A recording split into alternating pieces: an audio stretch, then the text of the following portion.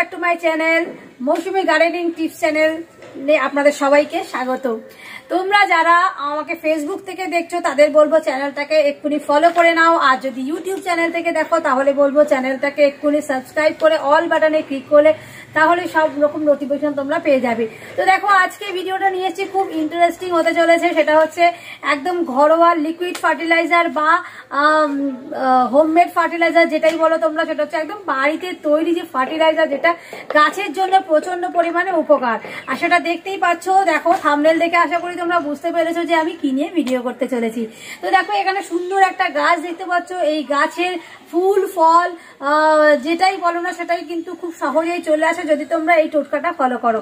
তো দেখতেই পাচ্ছ কত সুন্দর, এটা কি তোমরা আশা করি দেখে বুঝতে পারছো। যদি দেখতে না পেয়ে থাকো তোমাদের কাছ থেকে দেখিয়ে দিচ্ছি। দেখো এটা হচ্ছে এক্সেল বা ডিমের খোসা, দেখতে পাচ্ছ কতটা জমিয়েছি। এগুলো কিন্তু একদিনে জমেনি বন্ধুরা। যখনই আমি ডিম খাই বা আমাদের বাড়িতে ডিম রান্না হয় তখন ডিম যেটা একদম সেদ্ধ করা ডিম নয় বন্ধুরা, যেটা হচ্ছে তোমরা মানে ডিম ফাটিয়ে যেটা পোচ করা হয় বা ডিমের আমলেট করা হয়, যেটা সেদ্ধ করা হয়নি, মানে জাস্ট এরকম করে ক্রাশ করে আমরা কড়াইতে ডিম তৈরি করে পর আমরা এই খোসাগুলো ফেলে দিই। তো সেটা ফেলে না দিয়ে কি করতে হবে, এই ডিমের খোসাগুলো যেটা রয়েছে এইগুলোকে প্রতিদিন একটা জায়গার মধ্যে জড়ো করতে হবে। আর জড়ো করার পরই যেটা করতে হবে সেটা দিয়ে এটা দিয়ে তৈরি করতে হবে একটা খুব সুন্দর ফার্টিলাইজার। তো দেখো এইটা হচ্ছে এরকম বড় বড় রয়েছে, এটাকে করতে হবে কি, তো রোজকার এই ডিমগুলো তো আমাদের বাড়িতেই পেয়ে যাই আমরা। তো এই ডিমগুলো যেহেতু বড় বড় রয়েছে তো এরকম তো গাছে দেওয়া সম্ভব না। তো এটা কি করতে হবে, একটা ভারী কিছু দিয়ে কিন্তু ভালো করে এটা গুঁড়ো করতে হবে, একদমই গুঁড়ো গুঁড়ো। তো এটা ভারী কিছু দিয়ে কিন্তু গুঁড়ো করতে হবে। তো তোমরা যারা মানে গ্রাইন্ডারে ইউজ করতে পারো তারা গ্রাইন্ডারে ইউজ করে এটা একদম পাউডার করে দিতে পারো, একদম একদম মিহি গুঁড়ো পাউডার করে দিতে পারো, কিংবা হাতে বা কোনো কিছু ভারী এরকম যে বস্তু নিয়ে সেটা দিয়ে কোনো কন্টেনারের মধ্যে রেখে গুঁড়ো করে একদম মোটামুটি পাউডারের কাছাকাছি গুঁড়ো করে দিয়ে তোমরা মাটি খুঁচিয়ে, টবের মাটি খুঁচিয়ে সেইখানে কিন্তু তোমরা সেই গুঁড়োগুলো এক মুঠ মতো, মানে যেরকম সাইজের টব, মোটামুটি যে 20-30 টাকার যে প্লাস্টিকের টব বা মাটির টব যেটাই হোক না কেন, মোটামুটি এরকম সাইজের যে একটা টব থাকে তার মধ্যে এক মুঠ দেওয়া যেতে পারে, আর একটু বড় যদি থাকে 2 মুঠ। তো এরকম করে যেরকম কন্টেনারের সাইজ সেই অনুযায়ী তোমরা কিন্তু এরকম গুঁড়ো করে ফার্টিলাইজারটা তোমরা দিয়ে দিতে পারো মাটির মধ্যে। এটা কিন্তু ক্যালসিয়ামের সোর্স। তো যাদের কাছে এইটা নেই তারা কিন্তু অনেকে চুন গুঁড়ো করে সেটাও মাটির মধ্যে দেয়, ওটাও ক্যালসিয়ামের সোর্স। আর এটা হচ্ছে ডিম হচ্ছে তার থেকে আরো ভালো, সেটা হচ্ছে এর মধ্যে প্রচুর পরিমাণে ক্যালসিয়াম রয়েছে। তো এইটা তোমরা একটা ভাবে দিতে পারো গুঁড়ো করে। আর দ্বিতীয় হচ্ছে যে তোমরা এরকম কি করতে পারো, এরকম যে ডিমের খোসাগুলো সেগুলোকে কিছুটা ক্রাশ করে, মানে আমি যেরকম দেখিয়ে দিচ্ছি এইরকম, ধরো এই যে এরকম যে ক্রাশ হয়ে গেল, এরকম যে ক্রাশ, এইটাকে করে কি হবে, পুরোনো যে বোতল থাকে, তো দেখো পুরোনো বোতল যেরকম আমি তোমাদের একটুখানি দেখাচ্ছি। দেখো আমি তোমাদেরকে এইখানে দেখতে পাচ্ছ আমি আদা রসুন পেঁয়াজ দিয়ে একটা কিন্তু আমি এখানে একটা অর্গানিক ফার্টিলাইজার তৈরি করেছি। তো ঠিক সেই রকম আমি বিশেষ করে আমি কিন্তু বাড়িতে তৈরি হোম ফার্টিলাইজারটাকেই ভালো মানে ইউজ করি গাছের পক্ষে, কারণ এইসব গাছের ফল ফুল সেগুলো আমরা ঘরে ইউজ করি, আর ঘরে কেমিক্যাল ইউজ না করাই ভালো। তো দেখো বোতলের মধ্যে মুখটা আমি কেটে নিয়েছি, তার মধ্যে আমি এখানে পেঁয়াজ আদা রসুনের এখানে একটা দিয়ে আমি একটা লিকুইড ফার্টিলাইজার করেছি। তো আমি এখানেও লিকুইড ফার্টিলাইজার করে রেখেছি। তোমরা যারা ডিটেলস ভিডিও দেখতে চাও অলরেডি আমার চ্যানেলে রয়েছে। তো এরকম ভাবেই তোমরা কি করবে, পুরোনো বোতল থাকলে পরে বোতলের মুখটা কেটে নিয়ে এর মধ্যে জল, ঠিক যতগুলো তোমরা ডিমের খোসা দেবে এতটুকু তোমরা জল নিয়ে নেবে। জল নেওয়ার পর এই এক্সেলটাকে তোমরা এর মধ্যে দিয়ে তোমরা এটা মিনিমাম 10 দিন মতো রাখবে।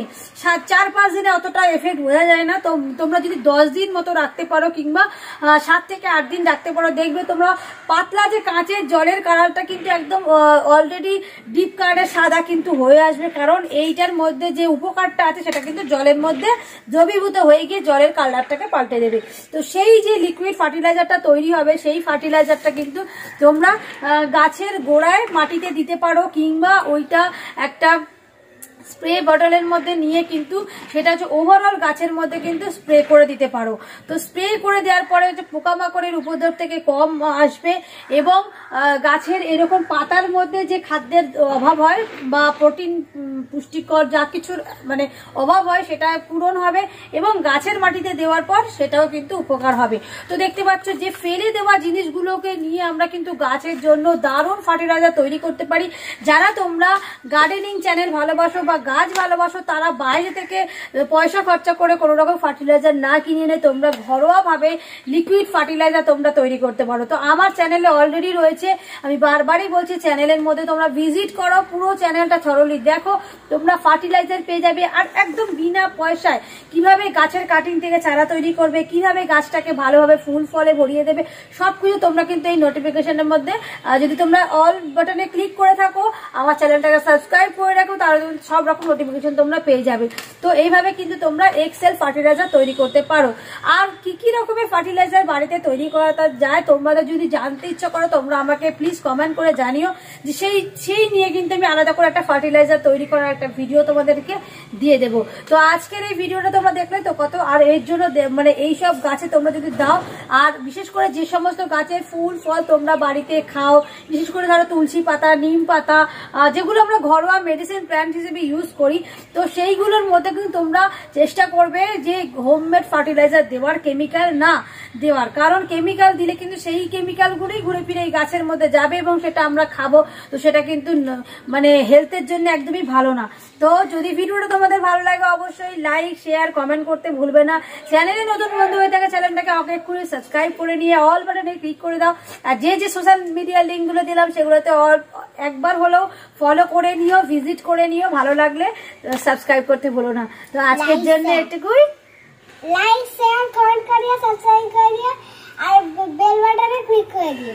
তো আজকের জন্য এটুকুই, টাটা।